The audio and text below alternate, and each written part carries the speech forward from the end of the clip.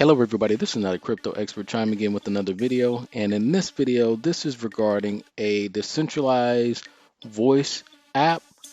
But before I get into the topic of conversation for today, I would like to ask that you please consider giving me a like, giving me a heart, giving me a thumbs up, a follow, a subscribe, hitting that post bell notification.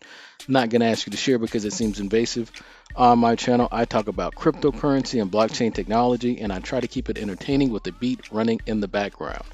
So on to the topic of conversation for today, which comes to us from Cointelegraph.com. This article was published on April the 6th, 2020, and it is titled Vonage co-founder launches decentralized video chat app to battle Zoom.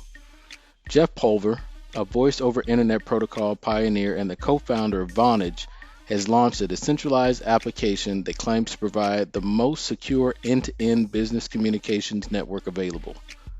The move follows reports last week that the rival video chat app Zoom exposed personal identifiable information in private conversations on the open web.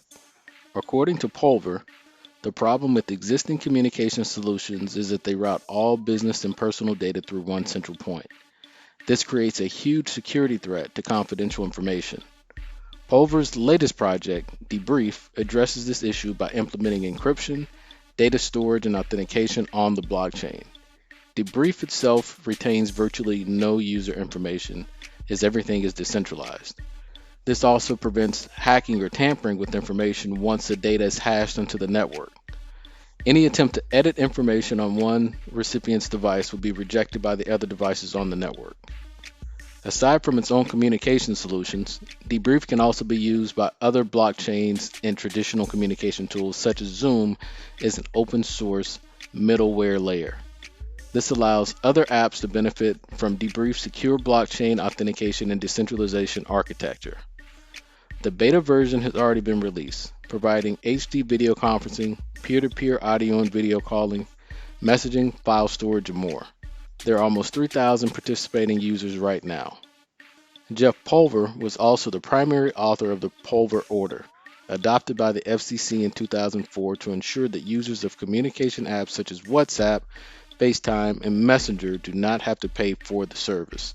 As Cointelegraph previously reported, YouTube's recent action against cryptocurrency-related channels has caused content creators to search out censor-free alternatives.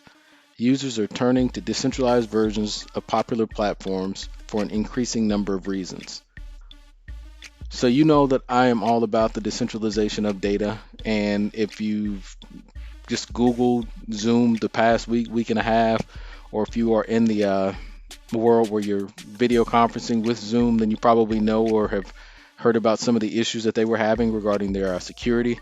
And this is the issues that they were having or rumored or alleged to have had is why I am not a fan of centralized servers. Decentralization is the key, I think, for most things going forward.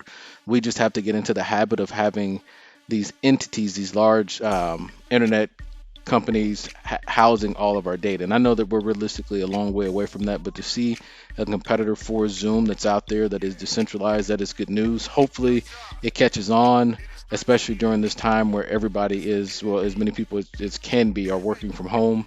Maybe more IT groups will look into using this decentralized platform to mitigate some of the security risks that are allegedly out there for a service like Zoom. So I wish the author of the brief good luck, and hopefully, within a year from now, it will be a real competitor to some of these other video conference apps that are out there. So, with that being said, folks, don't forget to hit that like button, that heart button, that thumbs up button, that follow, that subscribe, that post bell notification.